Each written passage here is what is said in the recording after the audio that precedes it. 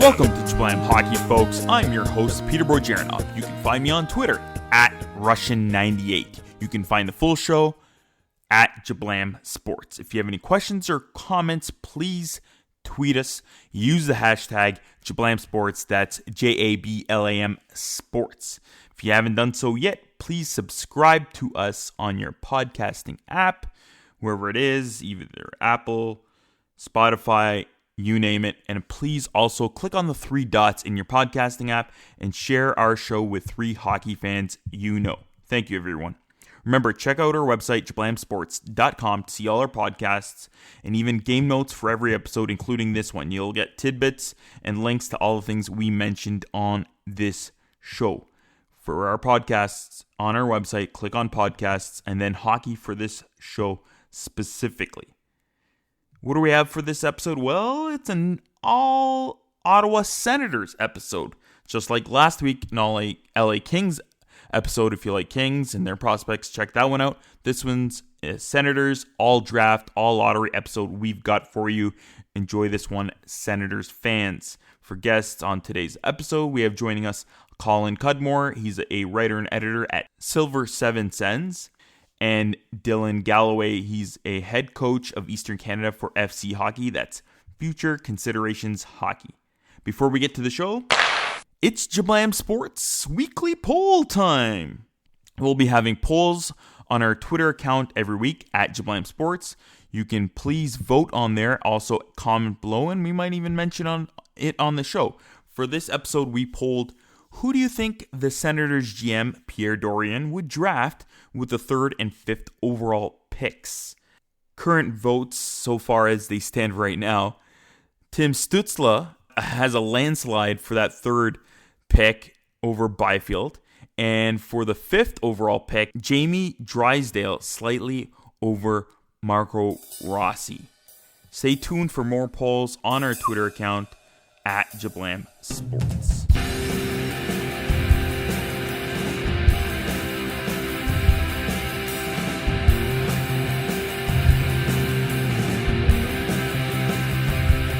And time for some Trending Now. Logan, welcome back. Thanks for having me. And again, you can find Logan on Twitter. Where, Logan? At Hoagie99. Sorry, we didn't have you in our last episode. It was pretty in-depth. Did you listen to a little bit of it? I don't think I have yet. But I do remember you talking about it. They're all LA Kings. Yes, it was. We got good analysis from a couple of great LA Kings experts and hosts with Dennis Bernstein. I really enjoyed doing that episode.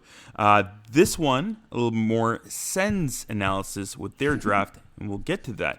But for Trending Now, we all know that the NHL has agreed on principle on a memorandum for the understanding of a 4-year extension of the NHL and NHLPA collective bargaining agreement all the way through 2025-26 season. The league and the union announced on Monday. The sides also agreed to resume play on August 1st. So we heard an actual official date now. Nice. And the protocols for phase 3 and 4 of the return to play plan. Opening of training camps in local markets are going to be starting in phase 3 on July 13th. So that's coming up fast. Yep. Teams will travel July 26th to the 2 hub cities where they begin phase 4, the resumption of play, and Stanley Cup qualifiers starting August 1st. Hub cities have not been announced yet. I'm just reading that, but we pretty much know it's Edmonton, Toronto, right? I think so, yes. So barring any last minute, who knows? Maybe Vegas could just sneak in there at the end. I don't know.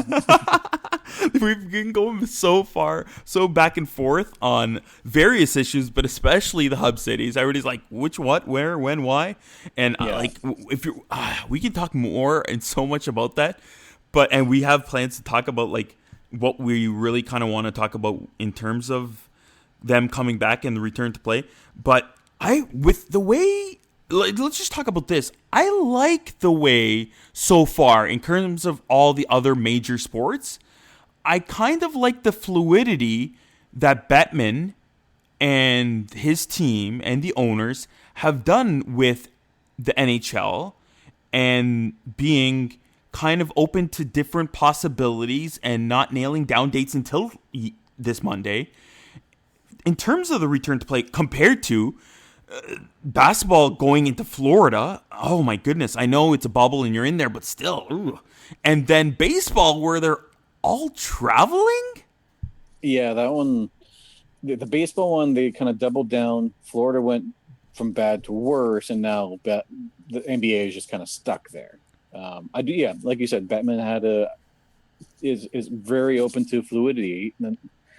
They put some money in Vegas, and then when the Vegas started rising up, they just kind of like, you know what? No, we're going to Canada. We're going to Edmonton, Toronto. We're fine with that. But they haven't announced anything officially yet. So again, we could end up in Vegas and Chicago. I don't know.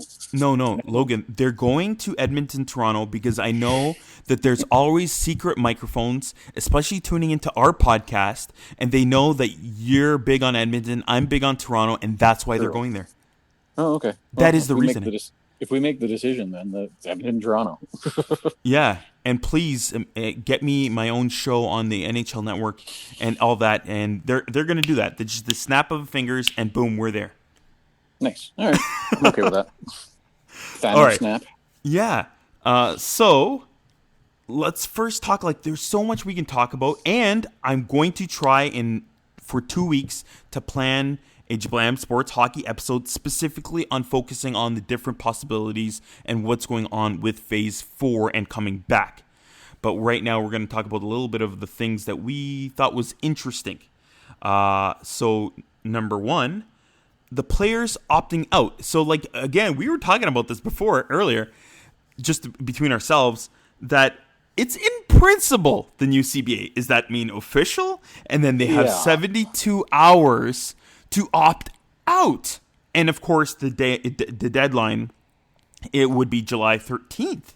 I'm still, all this legalese kind of language of like, it's in principle. I'm assuming it has to be not in principle sooner than later in order to have players get to their first, Phase 3 to open on Monday, July 13th. Mm-hmm. So in order for that to happen, it has to be ratified by the 10th, which is Friday? Yeah. It has to be done again sooner than later. Yeah, it also just seems so sudden, so quick. Like we weren't sure. I totally thought, like, even 2 months ago, I'm planning. I know they're being fluid and being safe and everything, and we didn't hear too much about specific dates until just like yesterday, and then it happened. But in my mind, I was always thinking mid-August, and I was still thinking mid-August up until Monday, and it just seems like, boom. I'm like, Logan, I really got to prepare for my hockey pool if I want that to come back, because that all has to be ready and running August 1st as well. If technically the play-in round is playoffs. That's true. Yeah. Actually, that might be a good buffer zone for you to get it ready then. All that the 5 games of just, we'll do it that night and we'll figure it, pick your good teams or your favorite team. I kind of want the whole play-in round, though. I really do want the play-in round to be involved in the hockey pool. Ken Campbell said that he believes not a single player will opt out of playing. Not one. No number of positive cases of COVID, which is essentially running at about 35 and counting now, will risk the possibility of them saying no, and of course earning that playoff bonuses, which is increased. Did you hear about they've increased the minimum a little bit and the bonuses for the playoffs? So it seems weird. I'm just gonna say, because I'm proud of guys like Zimmerman and the rest of them, David Price in baseball. Again, these are the multimillionaire guys. Yeah. So they're like, I don't need to make $20 million this year, of course. But I'm proud. I hope other guys do go that way, because they have families and they're busy with their own lives doing things. And it's scary, especially baseball, going into so many different markets and cities and places that still have a fairly high number or still going up. There are still places going up in terms of the pandemic numbers. Yeah, I think NHL kind of got it right with just a couple hub cities. NBA is doing that. MLB is just, I thought they were going to announce something and then just, no, we're just going to play baseball. It's fine. But I do remember I was talking to my dad about, say, Carey Price. He was kind of mentioning maybe not playing. He's the only one I've heard of that has been kind of humming and hawing. But Carey's Price reasons is that he has a 3 and a 5-year-old, very young, 2 young kids, and his wife is pregnant. I'm looking around and there's been a lot of NHLers' wives having babies in the summer because that's supposed to be their off season, right? Yeah. So Carey Price was kind of talking about if his wife has complications, can he go from Toronto, say, to Montreal? Would he be allowed to? And then when he comes back, would he be allowed to come back right away?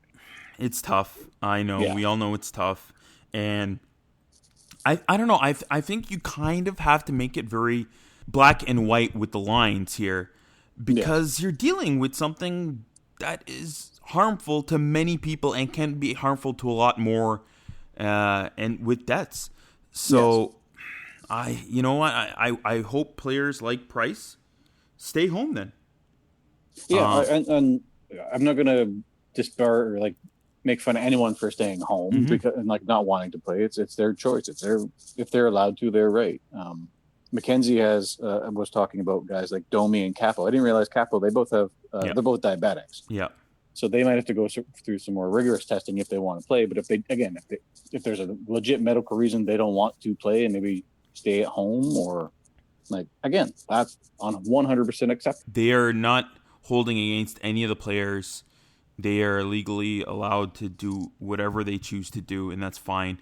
I think we were reading within this CBA paperwork that you are able to have families with you and be around with them up until the conference finals. So technically, I guess the last 3.5 weeks.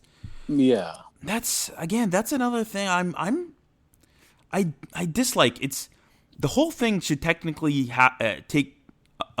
be within, now that they've had the play-in round. Yeah, about 2.5 months.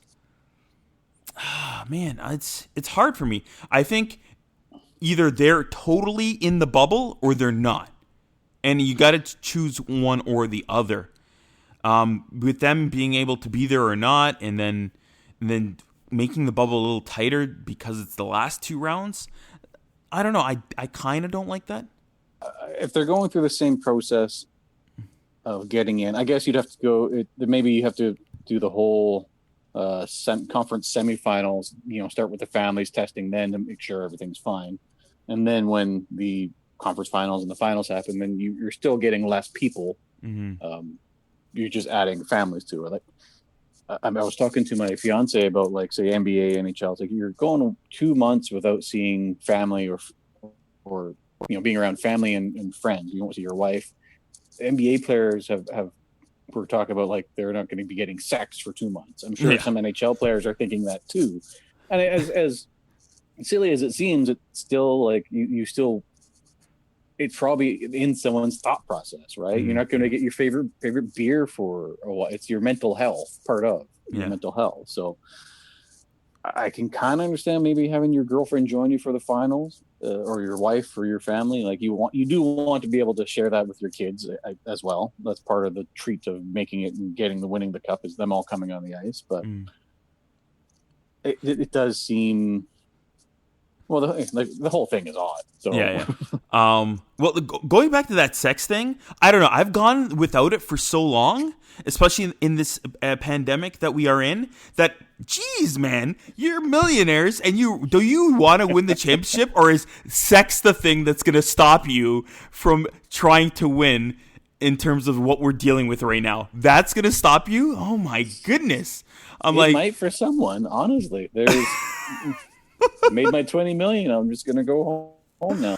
Oh my goodness. Okay. I did want to bring up one thing. I just remembered now. The Oakland Athletics decided, and I tweeted this last week.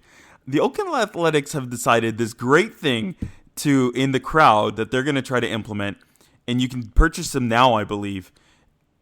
Fans in the crowd. Yes, fans. You can be a fan in the crowd. So they're going to be cardboard cutouts in the crowd that you can purchase. You can send your picture with you in your Oakland Athletics jersey on, send it to them, you purchase it, and you are a cardboard cutout for every home game in Oakland. And if you pay a little bit more money, if the ball hits you in the head, they will send you the ball, and then, of course, you can pay a little bit more money, and you'll get the cardboard cutout sent to you after the season is done. Logan, are you buying a cardboard cutout to be in Edmonton?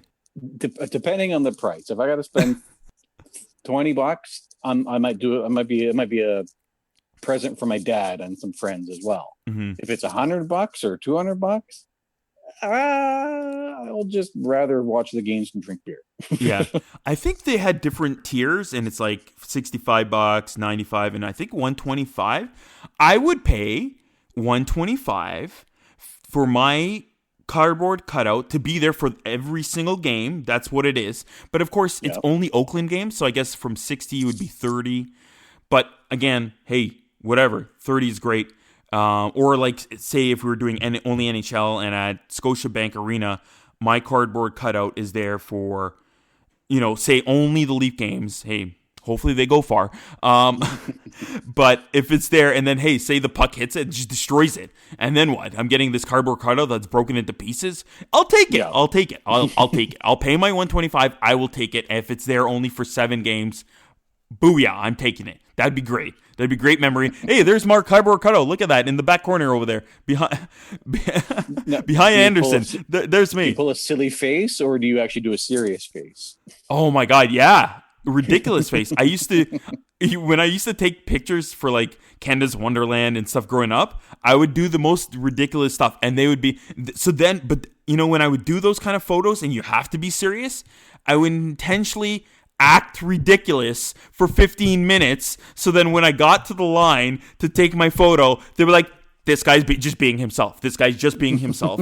He is totally being himself because we've seen him for the past 15 minutes being ridiculous, looking ridiculous. So this is him. We cannot ask him to change. All right. Get him out of here. Let's continue. We'll get a little bit into the schedule as well. If they test positive. Did we talk about this? If they test positive, they have roughly, we were looking at it, they have to, they have to be tested negative within 24 hours apart after that to be allowed back. So does this mean that technically they could be back within less than 3 days if they tested positive for COVID-19? Yes. After the initial test is positive, then you get 24 hours, it comes negative. Because the first one could be a false positive. Yep. So the second one comes back negative, and then 24 hours after that, another one comes back negative. You have, 48 hours, 50 hours, and you're back in the dressing room. I don't know. That seems interesting. Again, we are putting all the stuff we're talking about in our game notes. Again, I'm reading this from the Hockey News article. It says, anyone who shows COVID-19 symptoms or comes in close contact with someone who is tested positive must immediately notify medical staff and self-isolate. If that person tests positive, they can only return to team facilities once they've tested negative 24 hours apart, following the resolution of fever and improvement of respiratory symptoms. Per document, the individual can only return to team facilities after a minimum of 10 days in self-isolation following onset symptoms if they've had no fever respiratory symptoms for 72 hours. So that means we were talking about a symptom.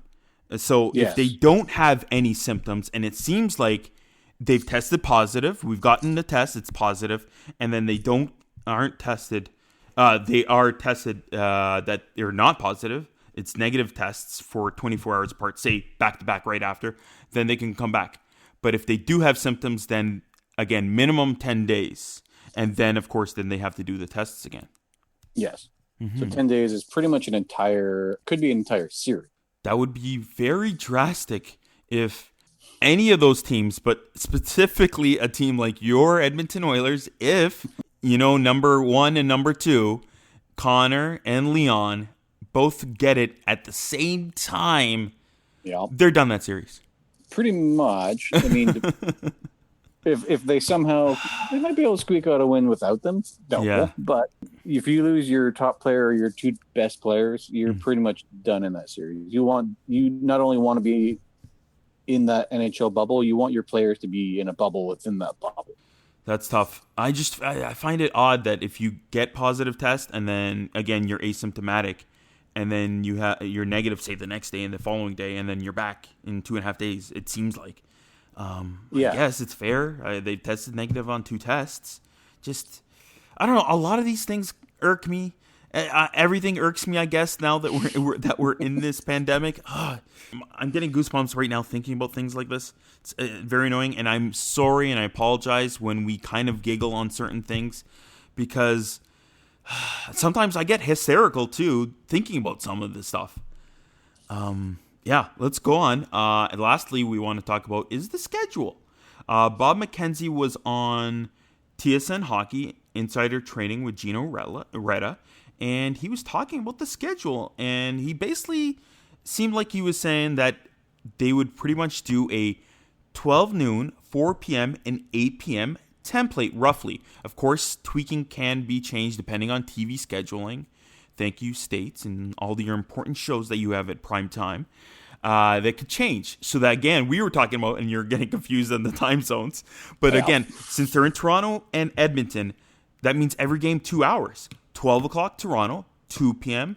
Eastern. In Edmonton, noon. Again, 12. So, and that continues. So then games are every 2 hours. 12, 2, 4, 6, 8, and 10 p.m. Eastern. Wow. A lot of games, a lot of hockey. I know we're slowly coming back to normalcy. I've been working a little bit more now with television. Everything news is coming back to normal. We're getting more people in there slowly but surely, and we're being safe. I would like the days off, please, for the next month and a half, 2 months, please. Thank you very much. Wow, this seems like a lot of hockey. If you're a hardcore hockey fan, again, like myself, it's like I'd like to kind of stay home the whole day and watch this. Like, I've been stuck at home for the last 3.5 months. I would like to now stay home to watch this. This would have been the best, stay home at this point. Sports are coming back, and now I can watch it for a whole day, and then the playoffs. Yeah, this was set up at the start. Then we already had the Stanley Cup raised, and we wouldn't have even noticed a pandemic going on. Order pizza every other day and get beer delivered, and I would have gained 100 pounds. That would have totally been like everybody would have gained so much weight just sitting at home watching our sports from noon to midnight every single day. Yeah. That sounds like a fantasy to me.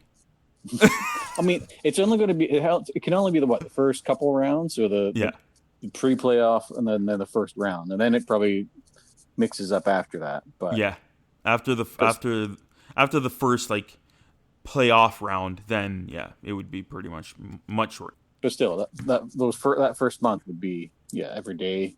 Well, I guess I got my spot on the couch, and I'm not leaving. Yeah, there's going to be a huge dent in my couch for the next 2 months. I think that's pretty much what we want to talk about. Again, I will try to do a Phase 4 special episode in 2 weeks here on Jablam Sports Hockey, so stay tuned for that.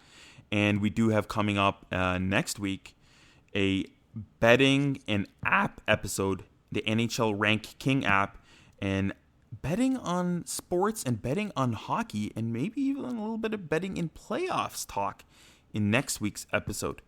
Coming up next, we have Colin Cudmore. He's a writer and editor at Silver 7 Sens and co-host of the CP Point podcast.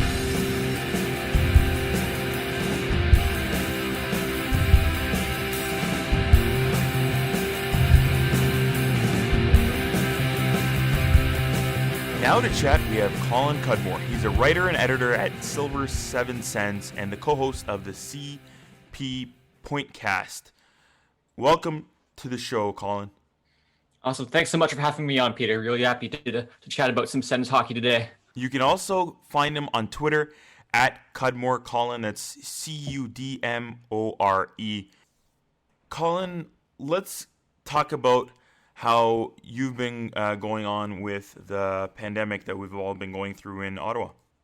Yeah, I'm currently in Ottawa with my family. I've got way too much time on my hands right now just to do lots of writing and lots of music listening and lots of writing. So, yeah, you can always find my work at Silver 7. I actually have some interesting stuff coming up in the next couple weeks too. So, it's been an interesting time as I'm sure it is for all of us. But just making the most of it and trying to stay safe. Yeah, you were telling me about the new music. So what are you listening to? Oh, yeah. Totally different genres, or is it specific bands? What is it? Of course, I'm a bit of a new music obsessive, so I'm already hundreds and hundreds of albums deep into 2020 releases already. So, if you follow me on Twitter, you might see me occasionally posting at midnight some random music links. So, it's great because I can always write and listen to music at the same time. So, which I can't really do with movies or TV shows or anything. So yeah, it's good multitasking. I'm missing already like movie theaters, and I don't feel like even when they do come back, I'm like, I don't even know if I want to touch movie theaters right now. I love them. I love popcorn too. I love the popcorn at movie theaters, and it's something I like to do with my dad. If I do get to hang out with my dad and take him out, he gets to enjoy a movie. We get to sit there for a couple of hours, just enjoy whatever we're watching. Usually some crazy action movie, some Avengers, some superhero stuff. True. But it is tough right now. Yeah, I've got the record player spinning every night right now, so it's been a lot of fun. So. Is there anything really new or fresh or some band that you really like? Oh, sure. One I'll highlight is a band called HMLTD. They're kind of a glam rock band out of England, and they got a really cool album out. I think it was in February they released it, called West of Eden. And it's very exciting, very cool. I've been into it a whole lot. So nice. What track should I listen to? Oh, favorite track is probably To the Door. That's probably the good one. To the Door. All right, I will check that out. Your last episode of Cost Per Point Cast, as we get into hockey, of course, you guys simulated the entire draft and made your Sens picks.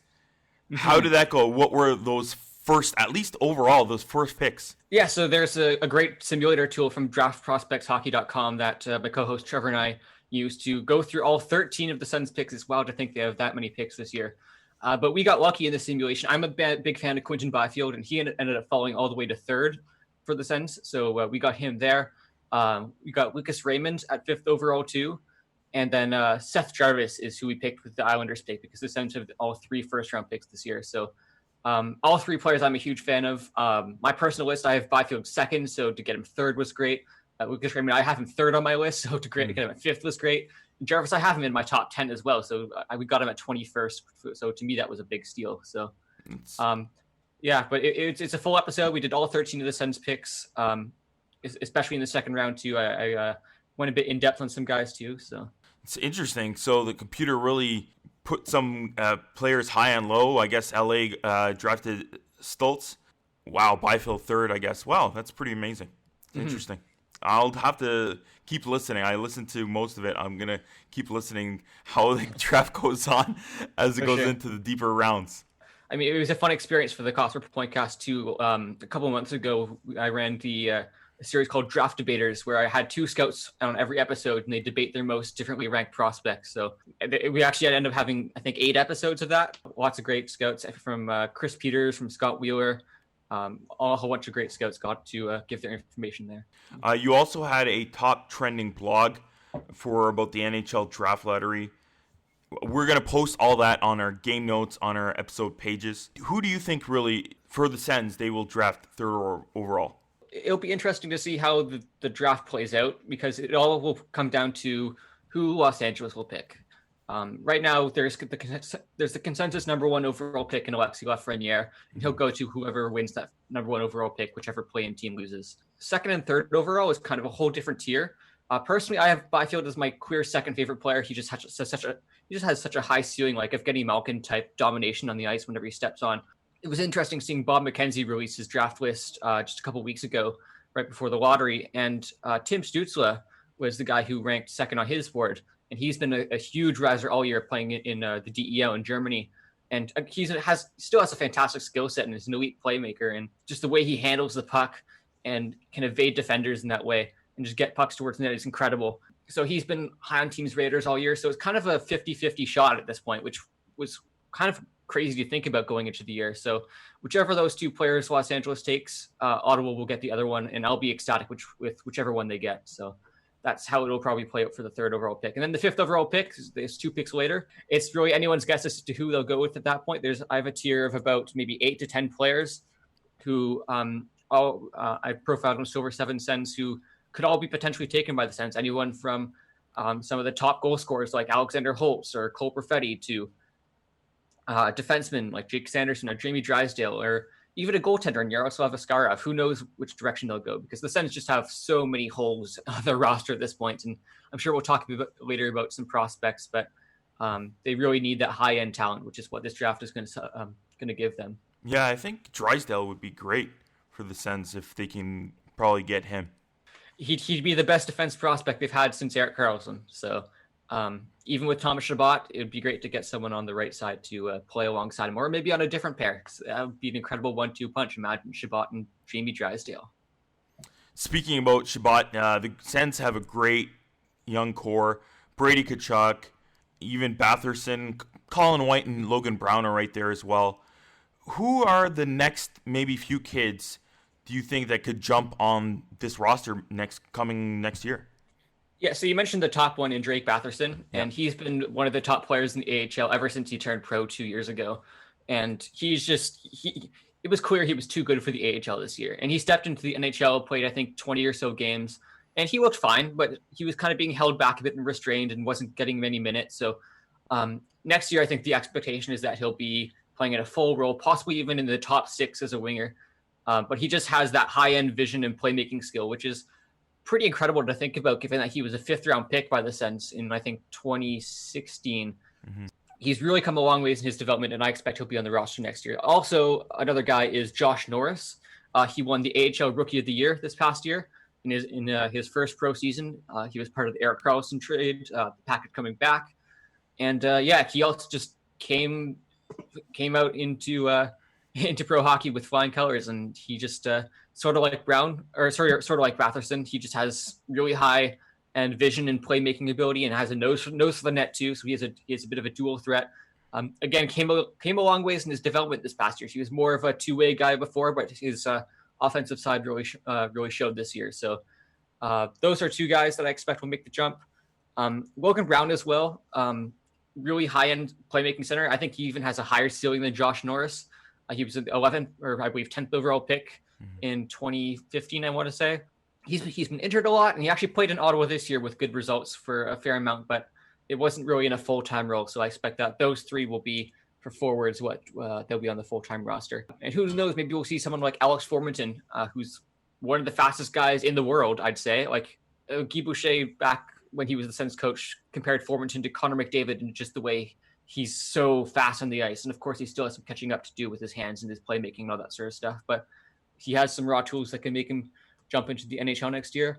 And even Eric Brandstrom as well on defense. There's a lot of guys. Belleville's roster is really, really good this year. And it's too bad that the playoffs were canceled, because all of these guys could have gone on a deep run for them. But Eric Brandstrom, too, is a defenseman who actually started the year in Ottawa last season. Mm-hmm. But he was very restrained and wasn't taking risks, and it was tough to see the coaches kind of holding him back that way. And then he was sent down to the AHL, where he really, really turned on the Jets and showed the great elite player that he can be. So those are 4 guys I kind of expect, or maybe even 5th with Formenton, who I'd expect to be in the NHL next year.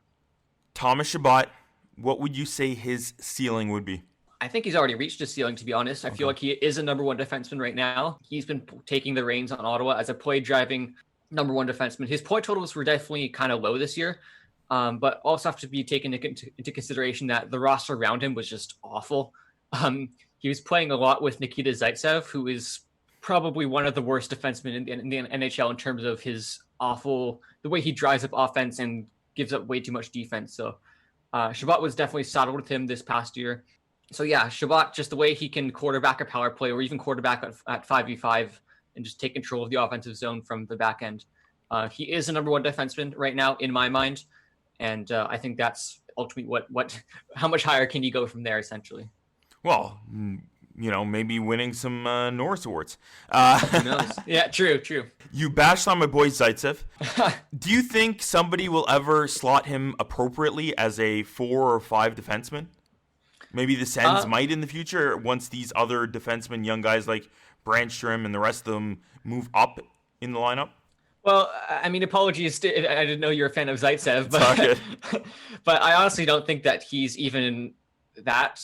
Like, I wouldn't even put him in those types of spots. I'd probably put him as a healthy scratch at this point. Just the way he's been bleeding defense, and it's been a weird relationship for Sens fans seeing Zaitsev come in, because he was the guy that they got back for Cody Ceci, who was the whipping boy in Ottawa for years and years for his awful defense, and now Zaitsev walks in as the guy looking to be at least a step up from Ceci, and just his results on the ice were even worse, which is kind of crazy to think about. So. You can't count me as a Zaitsev fan. I'd rather see. I would have actually rather seen the Sens give a contract extension to Dylan DeMello, who they traded to Winnipeg at the trade deadline, because he was putting up much better results, and being paired with Chabot Chabot looked a lot more comfortable with DeMello than he was with Zaitsev. Who knows where they'll go in the future with that? They got a couple prospects maybe who can step in and take that spot with next to Chabot, but in my opinion, it's not Zaitsev. What 1 or 2 prospects do you think could jump into that maybe top 4 role for the Sens? They're kind of limited in their options, to be honest. Besides Brandstrom, he's on the left side too, although he could play maybe the right side. I guess the top 2 guys to think about are Jacob Bernard-Docker, who took on a massive role for Team Canada at the World Juniors and really made it, has really stepped into his own for North Dakota this year, who are one of the top collegiate programs in the NCAA. He's actually going back to UND next year, to North Dakota, because they had some unfinished business this year. They were one of the top teams and just couldn't compete in the playoffs because, of course, due to COVID-19 canceling that. So he's going back next year, although he definitely has the potential as a nice dual threat, offensive and shutdown defensive player to maybe step into that role. And the other guy is Lassie Thompson, who's playing in Finland right now. Had a bit of injury troubles this past year. But he was a Sens first-round pick, and for a decent reason. He has a fantastic slap shot from the point that could come in useful in the future potentially. We all know it was a tough season for the Sens. How do you think the next season will look, whenever that does happen? Well, honestly, I'm just keeping my expectations very low at this point. I don't expect them to compete for anything. There's still a lot of holes on the roster. I mean, there's Brady Tkachuk and Chabot, who you mentioned, but besides that, who do they really have as these high-end pieces to really compete? Maybe Anthony Duclair can step it up again, like he was in the first half of the year, but they've completely gutted the roster. Even Pajot last season, he's now gone to the Islanders, so the expectations are really low. Like, if the Sens aren't competing for another 2 or 3 years, I think Sens fans are still able to tolerate that given the shape of the rebuild.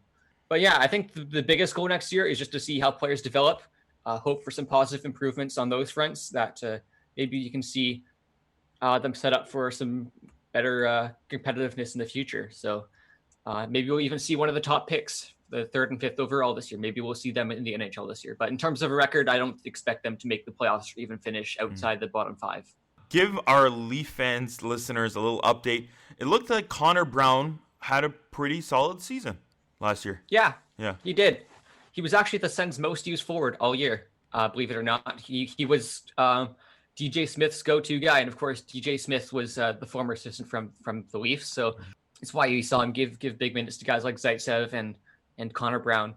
And he had one of the Sens' best defensive impacts as well. He was one of the better two-way forwards, and him and Pajot actually had some good chemistry going. They were able to start getting going before Pajot was traded. So, Connor Brown's been a nice piece, and I think he's been the saving grace from the Zaitsev trade for the Sens, that they were able to get him along with Zaitsev. So, yeah, I think he's under contract for another season too, and is still an RFA. So, he'll be around, and I'm happy to have him on the Sens right now. Yeah, I think that was pretty much the main piece. The Zaitsev was a bit of the contract dump that the Leafs, of course, being a little bit tight on the cap, they didn't know if they could fit that Zaitsev contract with them thinking as well, oh, maybe we'll put Zaitsev on the second or third pairing. We can't have 4.5 on the cap for 5 years or so. So you got Connor Brown because of that. So I hope you guys enjoy him. He seems like, as a young player still, seems like he's pretty good veteran material. Yeah, it's weird because given how young the Sens roster is, their upcoming young core, he seems like a veteran already, but he's only, I think, 26. So Yeah. I mean, that's still like his prime for most players. So yeah, it's just a matter of the Sens don't really need him at this point, is because they're really focusing on competing for 3 or 4 or 5 years down the road, and how is Connor Brown going to slot in there? So who knows what his role will be next year? I expect to see him still get some heavy usage on the probably the first line, given that DJ Smith is still there. So it's nice to have him. All right, just to let you know, I'll be tweeting and writing for Sinbin, covering the Brampton Beast. So I hope Sens fans out there, if they want, they can come to me and get some insight on their depth prospects for the Brampton Beast. Colin, thank you for coming on the show. Awesome. Thanks so much for having me, Peter. Again, you can reach Colin at Cudmore Colin, Cudmore Colin on Twitter. And of course, he writes for Silver 7 Sens and is a co-host for the CP Pointcast. You can find that also on Twitter. Thanks for coming on the show, Colin. And thanks again.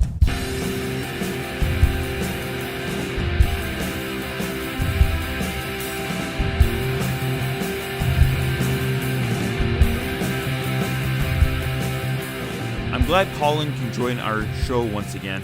Their simulation they did on their podcast was a really fun idea. I really like that. Make sure you check out their podcast.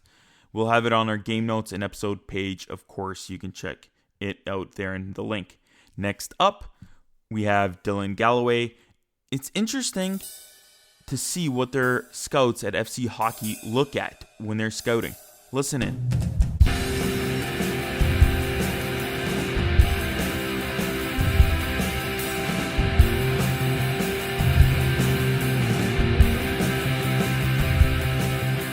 Now we have Dylan Galloway. He's the head scout of Eastern Canada for FC Hockey, covering the NHL draft, and previously assisting the London Knights with analytics. You can reach him on Twitter at Dylan Galloway _. Dylan, welcome to the show. Hi, Peter. Thank you very much for having me. Before we get into everything, I like to let my listeners kind of get a glimpse of people in our hockey community and let them know how you got started in becoming a head scout. Sure, yeah. So I actually started as an agency scout for Pacific Force Sports. I had a friend who had started up with them. They were a small agency just getting started out of Calgary, and they needed some eyes in Ontario. So I started there, watching minor midget and bantam hockey players I was based out of London, and then I ended up getting a Twitter DM from Dan Duchesne, who was the head Ontario scout with FC at the time. He's now moved on to be a USHL scout. So he brought me on to FC. They gave me a little test run. I filed some reports.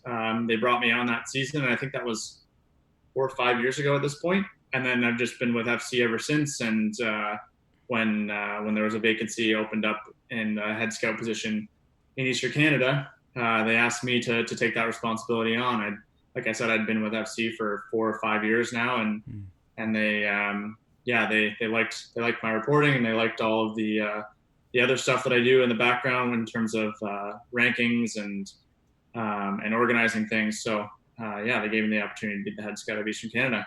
How busy is your schedule, and where do you reach out to? Do you go all the way up to North Bay and East and West? Where do you go? And let us know a little bit about your schedule, how that works. So I have a day job that I work. So I do that during the day. I'm in marketing. So my schedule is a nightly or like on the weekends. Mm-hmm. So I get out to, last season I went to as far west as London, and then I went to Ottawa. Obviously, my family's from that area, so it's fairly easy for me to get out that way. And then generally I try and stick around my region. We have regional scouts, yep. So I try and rely on them as well. And then I just kind of help organize things. So we have Tony Ferrari in Windsor. We now have Josh Bell in Ottawa. We got Andy Lehu coming up from Quebec. So we got guys all over the place, and I like to trust their eyes because they're able to get in the rinks a lot in their regions, and it's better to have more eyes.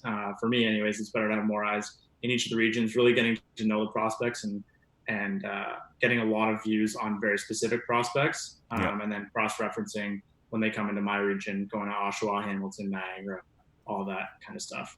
When guys are scouting, do you guys have special unique forms and setups, what they're looking at and what they're checking off on a checklist? How does that work? A little bit, yes. We do give our guys like a fairly free range on what they're looking for in terms of the actual report.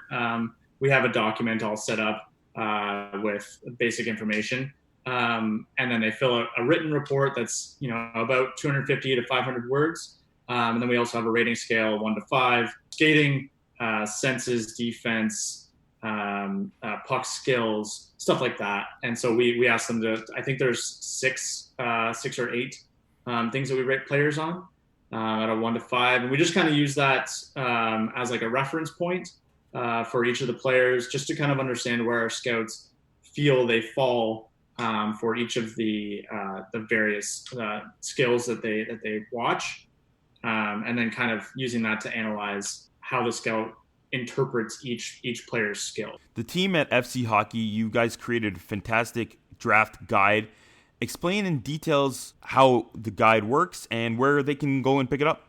Sure, yeah. So our guide is for sale on the website, fchockey.ca. And I believe it's $24.99. So if you can just go on the site and purchase, you have different options of being able to get the PDF or just a web copy or whatever it is. And it's got lots of great stuff in there. We've ranked 300 players. We have 200 profiles. There's a mock draft in there. There's a few written pieces as well from our writers, which are always great. And then a few other just little fun articles. There's a polarizing players. We did a little bit of a Frankenstein player this year where we take a piece from each player from each region and try to build the best player out of that. So that was a fun exercise as well. Give us a little tidbit. Who has probably the best mind or head, you would say? In terms of our scouts? The Frankenstein one that you were saying, right? I'm guessing skills and senses and different things. Yeah. If you remember or recall maybe one of the attributes or skills that you picked a player for? Well, it's funny. When we were coming up with that, we only wanted to use one player for each attribute. Yeah. And so that made it super, super difficult because honestly, if you're building a Frankenstein type player, the two guys at the top this year in Lafreniere and Byfield, you might as well just combine all of their skills. Mm-hmm. I think I had Quentin Byfield as my playmaker. I think I had Marco Rossi. Oh no, I had Marco Rossi for my compete, and Alexis Lafreniere for offensive awareness. So it was really hard to kind of have to box each guy because there's so many pieces that you love about every player. But it was really fun exercise. I really enjoyed that one. That sounds interesting. We're going to have to put that on our game notes for our episode page so people can check that out on Sublime Sports Hockey on our website. Let's get into a little bit of the draft. The LA Kings, of course, they moved up in the draft lottery and won that second overall. Red Wings obviously dropped a little bit down. And the Senators, which we're going to get into a little bit more of this episode, they will be drafting 3rd and 5th.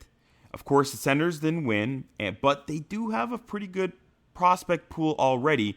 This could be a big turning point if they draft 2 very good young prospects with those picks. Who do you think they might draft with? Of course, let's go to the 3rd pick first. It honestly, it really depends on what happens at 1 and 2, but if we think that Lafreniere and Byfield are gone at 1 and 2, which I fully believe they will be, there's a bunch of different options there. We got Stützle for 3.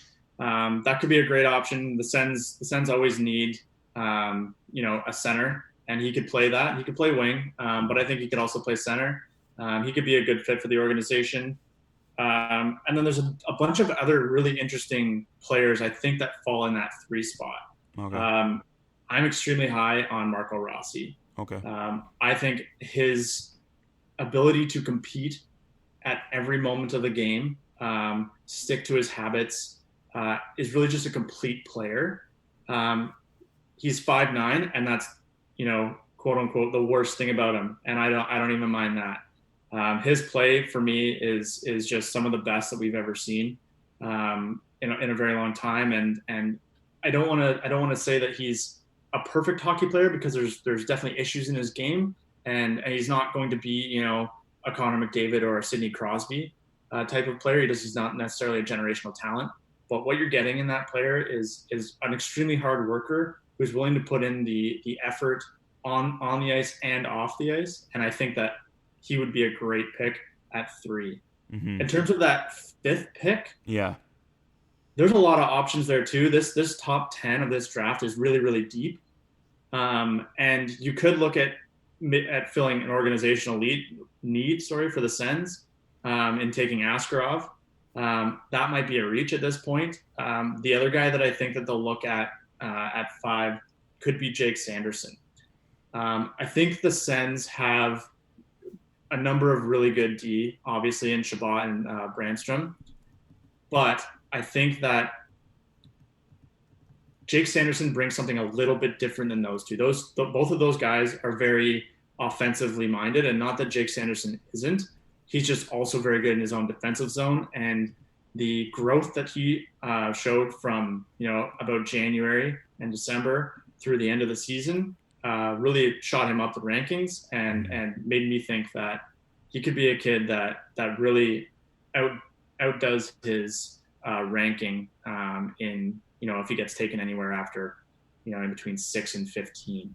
They also have a little bit of a stockpile of American players, and another kid playing at UND in Pinto, and Jake Sanderson's committed to UND next year. So just all of those things kind of aligning. I think potentially Stutzel or Rossi for 3. Jake Sanderson, Askarov would be a reach at 5, but could fill an organizational need. Sorry. Yeah. Do you not think they might be looking for a defensive type? And if Drysdale doesn't maybe fit in that 5 spot for them, maybe? He definitely could. I'm also very high on Drysdale. I really, really like him as a player.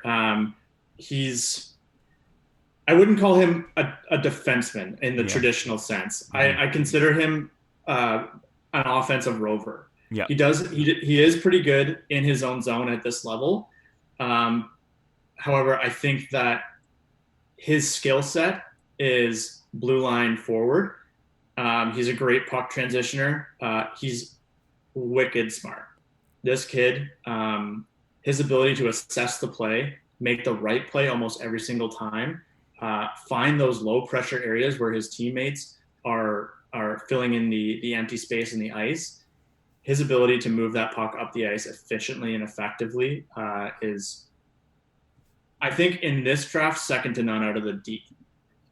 Jake Sanderson fills a little bit of a different role. He's a little bit more defensive, I would say. He's better at the blue line back spot. He's very good at closing the gap. He's a pretty good skater, big-bodied kid, able to use his reach and his body to protect the puck in his own zone, and then make a great breakout pass or transition the puck himself. Mm-hmm. So at 5, those 2 defensemen, they're very different in my mind, but I think that you can't really go wrong, to be honest. When we were talking about needs for the Senators, what do you think their needs are? And I don't know, usually I'm more of the forefront, and with early in the draft, you might have just picked the best player, but later on in the draft, you might be selecting more of your needs. What are their needs, at least maybe in their prospect pool? Yeah, I was taking a look at their depth chart over the weekend, and honestly, their biggest need right now is a goalie. Mm-hmm. Like in their system, they do have centers. They got Josh Norris coming up. They have some wingers. They have some D prospects. They don't they've accumulated a number of goalies, but I don't think any of them have reached the potential that they thought they were going to, or at least not yet. Mm-hmm. A few of them are still young, but I think that a goalie in the system is something that the Sens sorely need. Although at 3-5 and I'm forgetting their third pick in the first round, 21. Yeah, 21 would be it. Yeah, technically, yeah. I'm always of the mind, like you said, best player available, and it never hurts to be well stocked in something. Yeah. If you have a player, a really good winger right around that area, let's say, I guess Mercer around that point, he's a centerman. You could take him at the 21 spot. Really, just stockpile your prospects. If you get too many centers or you get too many wingers, it's an asset that you can trade. So it always makes sense to me to take the best player available and really just build up your asset pool and make sure that even if don't reach for something. You shouldn't ever reach, because the best player is going to be the best asset that you have in your organization, and it might make somebody else more expendable in a trade, or even down the line make that player expendable. You never know. In Ottawa's farm team, who do you think maybe is ready to step up whenever the next season begins? I think the obvious choice here is Norris. Mm-hmm. He had an incredible season in Belleville, and I think he's ready. And Ottawa needs some center depth, so I think that he could fit in. Potentially a guy like Formanton. He had a couple shots in previous years.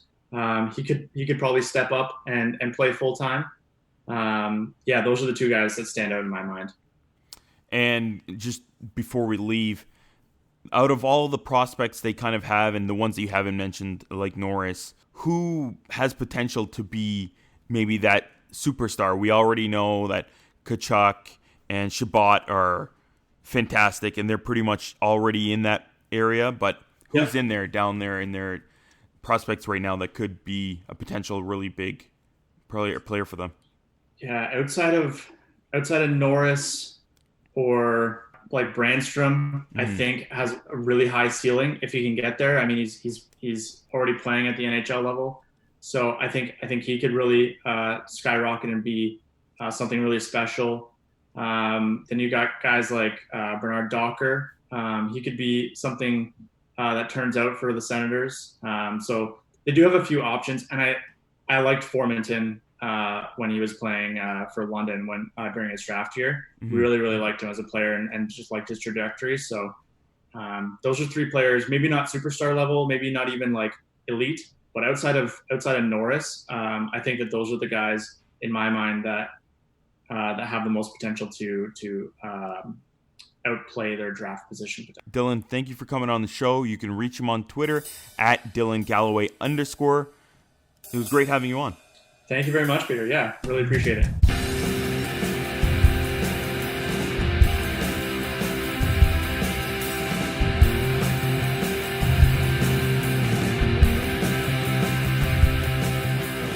It's good that we had Dylan on the show. I like the interesting path he took into becoming a head scout and all the different tiers of hockey that he scouted. I hope you enjoyed this Senators draft and prospect episode, everyone. That's it for this episode of Jablam Sports Hockey. Go to jablamsports.com, see all our podcasts, and again, our game notes for every episode. You'll get all our info and things we talked about and links. Please subscribe, rate, and review us on Apple Podcasts, Google Play, Spotify, or wherever you get your podcasts. You can also click on the 3 dots in your podcasting app and share this with 3 friends. If you want to contact us, or if you have any questions or ideas for the show, you can follow me on Twitter at Russian98, RUSSIAN, or the entire team at Jablam Sports. You can also use the hashtag Jablam Sports, that's JABLAM Sports. Go to our contact page as well if you want on our website, jablamsports.com/contact. If you like wrestling, go check out our new wrestling podcast, Pro Wrestling Explode, brought to you by our team at Jablam Sports. It's where Joey Pepperoni and I get into AEW and WWE. We recap, analyze recent matches, storylines, what's in wrestling news as well. Thank you, everyone. We have a shout out this week. It's for Faiza Amin. She's probably not going to hear this, and because she's not a huge hockey podcast listener, but I'm glad to have her as a friend, and she's great at her job as a reporter at City News. Thanks for being there for me, Faiza, giving me input and help with journalism ideas as well. And to all our listeners out there, I'm giving you a virtual hug. Stay healthy.